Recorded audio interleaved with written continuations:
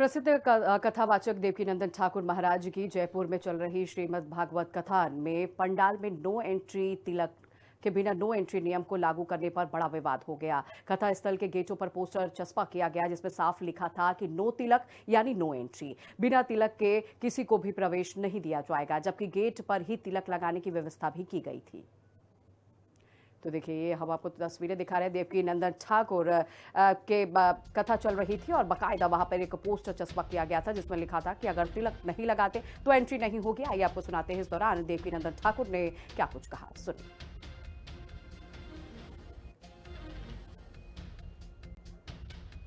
देखिए, बिना तिलक के कोई पूजा स्वीकार्य नहीं, बिना तिलक के कोई कथा स्वीकार्य नहीं। हमारे यहाँ कहते हैं बिना तिलक के कभी मंदिर नहीं जाना चाहिए और ये अपने आप में बहुत महत्वपूर्ण है, बहुत महत्वपूर्ण है।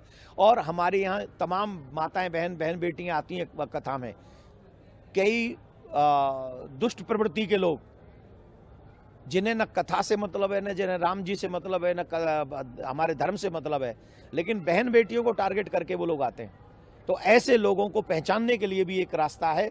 दूसरा, बिना तिलक के पूजा लगेगी ही नहीं, कथा होगी नहीं। हमारी संस्कृति में राम तिलक लगाते हैं, कृष्ण तिलक लगाते हैं, हम तिलक क्यों नहीं लगाएंगे? हमें तिलक लगाना चाहिए, अपनी संस्कृति को आगे बढ़ाना चाहिए। अब जो तिलक लगाते थे आज़ादी के बाद, हम उन्हें पागल कहने लगे, उनका मजाक उड़ाने लगे। कौन हो भाई? कोई टोपी पहनता हमें कोई तकलीफ नहीं, कोई क्रॉस लटकाता हमें कोई तकलीफ नहीं, फिर तिलक लगाने वालों को क्यों मजाक उड़ाओगे आप? तिलक लगाना, मेरे राम कृष्ण शिव लगाते, हमें भी तिलक लगाना चाहिए। इसको कंपलसरी इसलिए किया गया जिससे लगे कि अगर कथा में जाना है तो तिलक की महत्व उनको समझना पड़ेगा। धन्यवाद। देवकीनंदन ठाकुर के इस आदेश के बाद मुस्लिम समुदाय के लोगों ने क्या कुछ कहा वो भी आपको सुना देते हैं।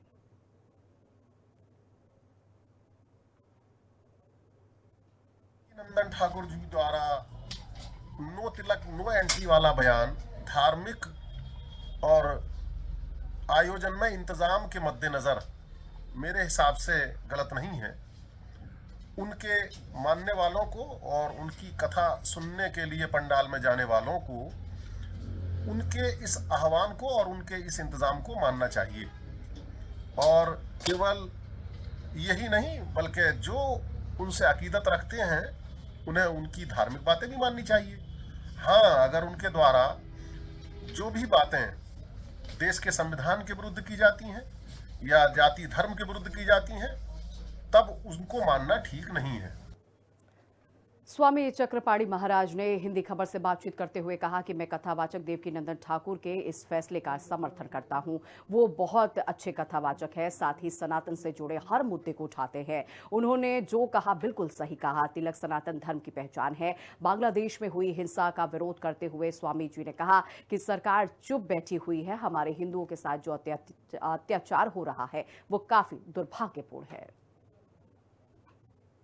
जयपुर में कथावाचक देवकीनंदन ठाकुर की कथा चल रही है और इस बीच उन्होंने सख्त निर्देश दे दिए। उन्होंने कहा कि मेरी कथा में अगर प्रवेश लेना है तो तिलक जो है वो अनिवार्य है। हमारे साथ बातचीत करने के लिए स्वामी चक्रपाणी महाराज जी है। जिस तरीके से उन्होंने अब सख्त निर्देश दे दिए, उन्होंने कहा कि कथा में अगर प्रवेश पाना है तो तिलक लगाना अनिवार्य है, क्योंकि शास्त्रों में तिलक के बिना पूजा अधूरी है। बिल्कुल उन्होंने ठीक कहा और हर हिंदू को तिलक और चोटी रखना चाहिए। और हमारे तिलक हो या चोटी हो, ये सनातन स्वाभिमान है, हर हिंदू का स्वाभिमान है, सम्मान है, वो करना चाहिए। और लोग भूलते जा रहे हैं सब कुछ को, इसलिए हर जो प्रवचन करता है, जो कथावाचक है, सबको ये लागू करना चाहिए और हर मंदिर में वो करना चाहिए। तो इसलिए इसका मैं समर्थन करता हूँ। इसकी बहुत आवश्यक है, तभी लोगों में जागरूकता होगी और तभी लोग सनातन धर्म को समझने का प्रयास करेंगे और समझेंगे। एक और सवाल, जिस तरीके से देखा गया है कि बांग्लादेश में एक हिंदू शख्स को पहले पीट कर मार दिया गया, उसके बाद उसको पेड़ पर लटका करके जो है वस्त्र उसके हटा करके और उसको जिंदा जला दिया गया। बहुत ही दुर्भाग्यपूर्ण है। और सबसे बड़ी बात है कि जितने मानवतावादी संगठन हैं वो मरे पड़े हैं, सोए पड़े हैं। जितने हर बात पे यहाँ पे मानव अधिकार संगठन अधिकार की बात करता है। बांग्लादेश में हिंदुओं की बुरी स्थिति है, पाकिस्तान में बुरी स्थिति है। आप देखिए परसों किस प्रकार से कल उसको जला दिया गया, मार दिया गया उस हिंदू को। तो इसलिए यह बड़ा दुर्भाग्यपूर्ण है और हमें लगता है सरकार को, भारत की सरकार को भी बांग्लादेश को सबक सिखाना चाहिए, क्योंकि बहुत हो चुका। गांव के गांव हिंदुओं की बस्ती को आग लगा दिया गया, जला दिया गया, और हमारी सरकारें यहाँ से रसद सामग्री भेज रही है बांग्लादेश को। पिछले दिनों भेजा उन्होंने बांग्लादेश को, अडानी वहाँ पे बिजली सप्लाई कर रहे हैं। तो ये कैसा है, मुझे समझ में नहीं आ रहा था। ये दोगली नीति सरकार को छोड़नी चाहिए।